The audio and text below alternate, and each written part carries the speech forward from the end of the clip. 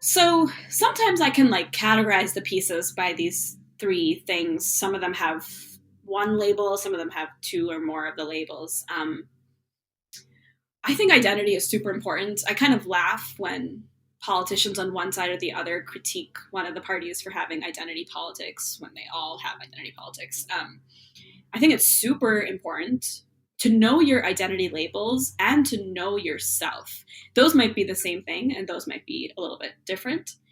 Understanding, I've talked about earlier in this discussion about knowing where I came from being very important to me, but also knowing how that makes people perceive me, helping me kind of remove the shackles of fear. It's an ongoing process, but like basically being less concerned about taking up space and less concerned about certain things. And also understanding that within the complex South Asian political and ethnic mix, that I also have a lot of privileges, just like I've also grown up sometimes being a minority. So, I mean, knowing how all these things work definitely allows me to assert myself, to understand what is missing and what I need to do to go out for it and to hold on to it. So I really think it's really important for everybody to have that experience of identity, to knowing how the world identifies them and how you self-identify. I think both of those things are super important. With community is this incredible idea that is constantly morphing and forming in the world. And for me, my understanding of it, I'm just getting a glimpse of it, I really feel. Community has always been very important to me because I feel like I was raised by a community, not just my wonderful parents and family, but actually the whole community around me. We're an immigrant community, so community has often meant that people who are not my blood relatives are the ones picking me up after school if my family needed help with that, or things like that. You know, my aunties and uncles, as we call them in South Asian communities, really, really important. I had an interesting and cool experience where I curated a huge event that was community oriented recently. And actually, it was my first time really realizing that community doesn't mean unity, that community doesn't mean that everybody's voices are exactly the same, which I think is something that I kind of knew, but I had always sort of put more in the identity category, if that makes sense. That communal experiences can have lots of viewpoints going on at the same time. And so, like I said, I'm just starting to encounter really what's all the hues of what community means. But with all that being said, I think it's still really important to gather, you know, even if it's a gathering and people are fighting with each other and disagreeing, which is what we have a lot of in the US. I mean, at least it's still a gathering. You know, I think we're still coming together. And some people say it's not a conversation unless you disagree with each other.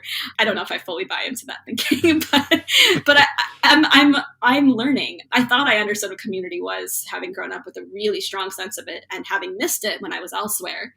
And I'm just starting to learn, just scratch the surface of what all the things community can encompass and how can we as artists help gather community. I wouldn't put us as full-on community organizers. I think that's a sacred term, but I think that we've got a lot of power and responsibility. So how do we choose to draw the lines of who's invited into our space?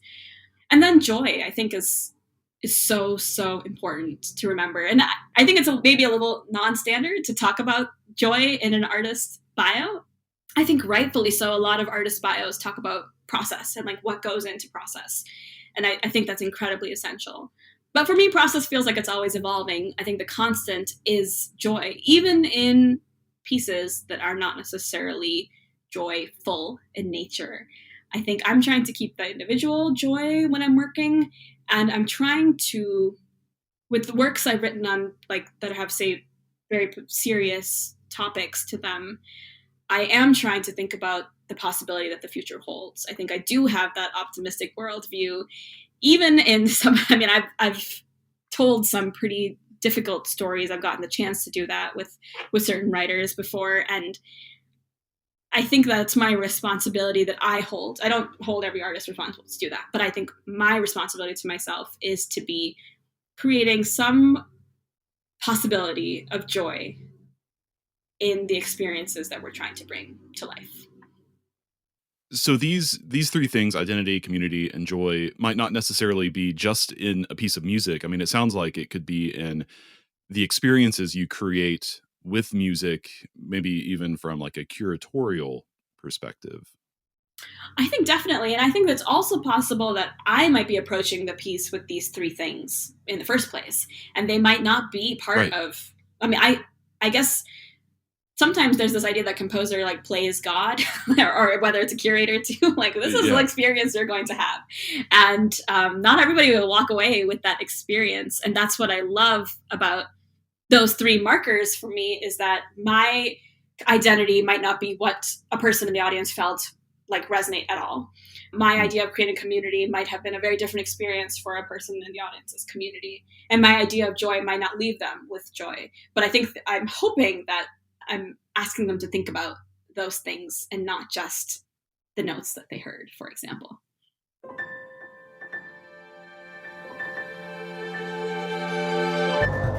Thank you so much for tuning in to Micromaker by Loose Leaf Transmissions.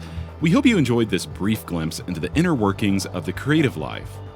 If this resonated with you, be sure to check out the full conversation on Music Maker with Tyler Klein, a podcast exploring craft and process, philosophy and inspiration, and the honest, often messy parts of being an artist, creative uncertainty, purpose and identity, and resilience. You can find Music Maker wherever you get your podcasts or by visiting musicmakerpodcast.com.